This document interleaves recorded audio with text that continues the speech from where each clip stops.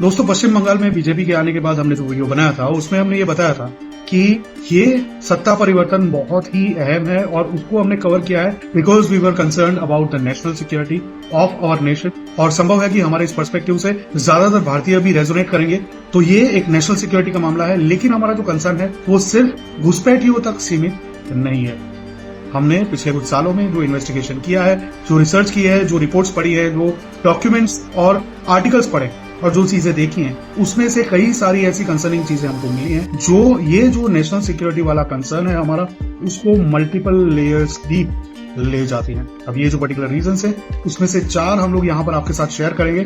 पहले 3 शायद आपको पता हो, लेकिन चौथा अभी तक कहीं पर भी मेन स्ट्रीम मीडिया में डिस्कशन में भी नहीं है और सोशल मीडिया पर भी आपको शायद ही अभी देखने को मिलेगा। आने वाले समय में संभव है कि वो देखने को मिल सकता है। तो इस वीडियो को अंत तक जरूर देखें। शुरू करते हैं। सबसे पहला अगर देखें तो यही जो इन्फिल्ट्रेशन वाला मामला है वो एक मेजर कंसर्न था, जहां पर लाखों की संख्या में, इनफैक्ट करोड़ों की संख्या में बांग्लादेशी और रोहिंग्या वेस्ट बंगाल से होकर भारत में घुसे हैं और उन लोगों को ऑपरेशन पुशबैक के जरिए वापस भेजा जा रहा है। लेकिन वो इन्फिल्ट्रेशन करते जा रहे थे अप अंटिल नाउ। अब नई सरकार आने से वो इन्फिल्ट्रेशन रुक जाएगा। एंड व्हेन वी से infiltration, it is not just about poor people from Bangladesh but also of jihadis and terrorist. तो ये एक मेजर कंसर्न था। इसके सामने भारत की सरकार ने जो एक्शन लेना स्टार्ट किया है, यानी कि सेकंड नंबर पर आता है ऑपरेशन पुशबैक, जिसमें हजारों की संख्या में, सिर्फ आसाम से हेमंता बिश्व शर्मा हजारों की संख्या में बांग्लादेशियों को वापस भेज रहे हैं। अपार्ट फ्रॉम दैट पूरे भारत से भी उन लोगों के ऊपर क्रैकडाउन हो रहा है और वापस बांग्लादेश उन लोगों को धकेला जा रहा है। वेस्ट बंगाल में वो प्रोसेस थोड़ी स्लो थी, रीजन बीइंग कि वहां पर सरकार उतनी कोऑपरेटिव नहीं थी, लेकिन अब वो ऑपरेशन पुशबैक और भी फास्ट ट्रैक हो जाएगा। तो वो दूसरा रीजन है। खास करके वहां की जो गवर्नमेंट है उन लोगों का ये मेजर कंसर्न है कि अगर लाखों की संख्या में बांग्लादेशी वापस उनके देश में आते हैं, then how will they manage? उन लोगों को कहां रखेंगे, क्या खिलाएंगे पिलाएंगे और नौकरी कैसे देंगे? Their whole economy and their whole system is going to get affected by these illegal infiltrators who will be pushed back by government of India and state government of West Bengal. Apart from that, तीसरी अगर बात करें तो तीसरा concern हमारा main ये है कि जुलाई 2024 के बाद से आपने एक नैरेटिव सुना होगा ग्रेटर बांग्लादेश का, यानी कि भारत के कुछ राज्यों को, वेस्ट बंगाल, आसाम और उत्तर पूर्व नॉर्थ ईस्ट के राज्यों को बांग्लादेश में मिलाकर उसको ग्रेटर बांग्लादेश बनाने का एक सपना देखा जा रहा था, ना ही सिर्फ बांग्लादेशियों के द्वारा बल्कि कुछ बाहरी ताकतों के द्वारा भी, including West as well as China, ताकि भारत को वॉल्केनाइज किया जा सके और उससे इजीली मैनेज किया जा सके और साथ ही में बे ऑफ बंगाल में अपना फुटहोल्ड जमाया जा सके।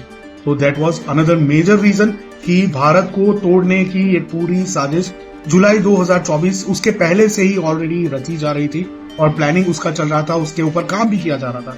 तो वेस्ट बंगाल में बीजेपी के आने के साथ ही वो एकदम से रुक गया है, हॉल्ट हो गया है। हम ये नहीं कह रहे हैं कि आगे उसके ऊपर प्रयास नहीं होंगे, आगे भी हो सकते हैं, लेकिन फॉर नाउ एटलीस्ट जब तक बीजेपी की गवर्नमेंट है, एक नेशनलिस्ट गवर्नमेंट आसाम में, पूरे नॉर्थ ईस्ट में, वेस्ट बंगाल में, वहां तक ये जो ग्रेटर बांग्लादेश का सपना है वो सपना रहने वाला है। So it will not be able to move forward. और चौथा और मेजर कंसर्न जो है वो ये है कि जमात, जो कि जिहादी है वहां पर, जिन लोगों ने जुलाई 2024 के अपराइजिंग के टाइम से बहुत ही केओस क्रिएट किया है वहां पर बांग्लादेश में और हिंदुओं के नरसंहार में जिसका सबसे बड़ा हाथ, उनको यहाँ भारत से फंडिंग भेजी जा रही थी। जी हाँ, funds, money was sent to those Jamaat jihadis from India since July 2004 और प्रोबेबली बिफोर दैट, जो अभी तक चल रही थी।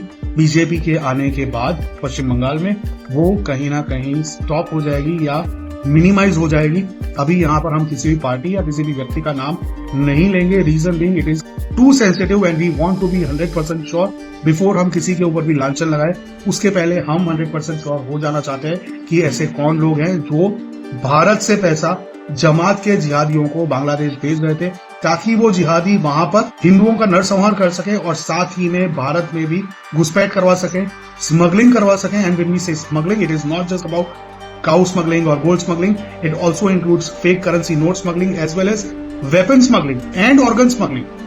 इन सभी चीजों के ऊपर रोक लग जाएगी, स्टॉप लग जाएगा।